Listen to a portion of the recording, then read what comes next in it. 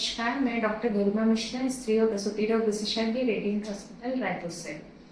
अब तक हमने अपने वीडियोस में 5th मंथ तक माँ के शरीर में क्या चेंजेस होते हैं और बच्चे में क्या क्या चेंजेस होते हैं इस बारे में बात की।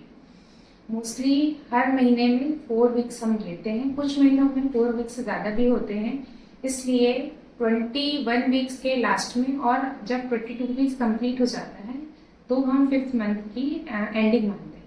22 वीक्स ऑनवर्ड 6 मंथ आपका स्टार्ट हो जाता है। इस समय माँ के शरीर में क्या क्या चेंजेस होते हैं, अगर इस बारे में बात करें तो वो बच्चे की किक्स और मूवमेंट्स जो है माँ को फील होने लगते हैं। इसके अलावा बेबी बम्प है वो दिखने लगता है। आपके स्ट्रेच मार्क्स जो होते हैं आपको दिखाई देने लगते हैं। स्ट्रेच मार्क्स जो होते हैं वो आपके यूट्रस के साइज में बढ़ने के कारण होता है।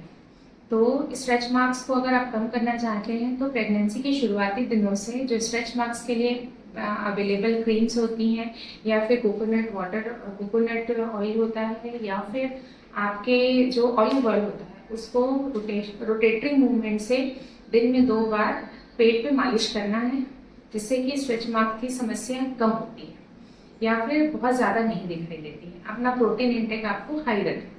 इसके अलावा आपके पैर में हल्की सूजन हो सकती है क्योंकि यूट्रस का प्रेशर जो होता है वो आपकी ब्लड वेसल्स पे बढ़ने लगता है। कॉन्स्टिपेशन की प्रॉब्लम हो सकती है, तो कॉन्स्टिपेशन को रोकने के लिए ज़रूरी है कि आप अपना फाइबर इंटेक अच्छा रखिए, पानी अच्छे से पिए, सलाद है, ग्रीन फ्रूट्स वगैरह है वो ज़्यादा से ज़्यादा खाएं। ज़रूरत पड़े तो आप दवाइयाँ भी ले सकते हैं। इसके अलावा बच्चे में क्या क्या चेंजेस होते हैं, बच्चे में जो होता है उसका जो वेट है लगभग 700 से 900 ग्राम्स के बीच होने लगता है और उसकी जो लेंथ होती है वो 7 से लेकर 12 इंच तक हो सकती है। इसके अलावा बच्चे के जो लंग्स होते हैं, उसकी आईलिड्स होती हैं, आँखें होती हैं, वो सारी की सारी चीज़ें डेवलप होने लगती हैं। लंग्स की मेच्योरिटी का लंग्स की मेच्योरिटी जो है वो स्टार्ट हो चुकी होती है, बट ये कंप्लीट टिल 34 वीक्स तक होती है।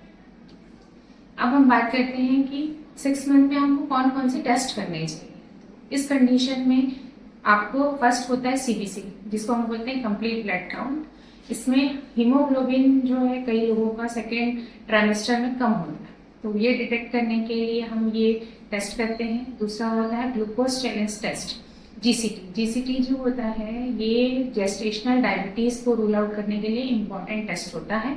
इसमें आपको 12 आवर्स की फास्टिंग के बाद 75 ग्राम ग्लूकोज लेके उसके एग्जैक्ट 2 आवर्स के बाद में ब्लड जो ग्लूकोज लेवल होता है वो डिटेक्ट किया जाता है। इसके अलावा कुछ लोगों को यूरिन में इन्फेक्शन की समस्या 6 मंथ में शुरू हो जाती है, इसलिए यूरिन RM जो रूटीन माइक्रोस्कोपी होती है वो करना जरूरी होता है।